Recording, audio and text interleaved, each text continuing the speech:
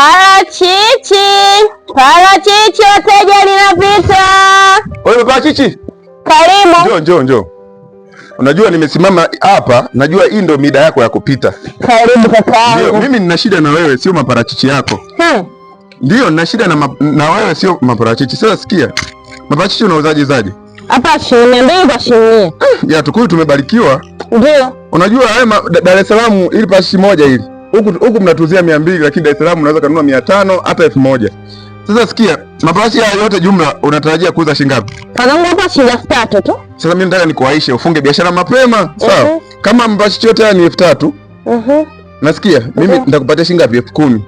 Utayapaki humu maparachichi, tutaenjoy baada ya nanilia ya kuenjoy. Mimi nitakupa 10,000, utaenda zako, ama parachichi utakula mwenyewe na familia yako, ila utakuwa umeingiza 10,000. Au uone hapo? Subiri kakangu, hivi unavyoniona unaniona kama mimi najiuza au? Sio kama unajiuza, biashara kujiongeza bwana. Ukisema utegemea maparachichi, yani utafanya maendeleo lini? Wataanza kupita tu wezio, cheki umesuka na minywele ingoroka sijui nini.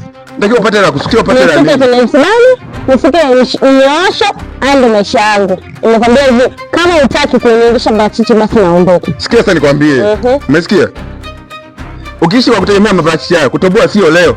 Yaani hela nzuri utazisikia leo, iPhone utazisikia leo. Kujiongeza muhimu. Hii biashara inakuwa kama wenzio wanazugia tu hizi, lakini kuna biashara nyingine ndani ya hii biashara. Twende basi bwana. Nakupa poa, nakupa 20,000. Hapana. Siwezi. Basi sio mbaya, tusifike mbali, nakupa 100,000. 100,000? 100,000. Kama 100,000 kweli? Sawa, nimekubali. Sasa natakaje?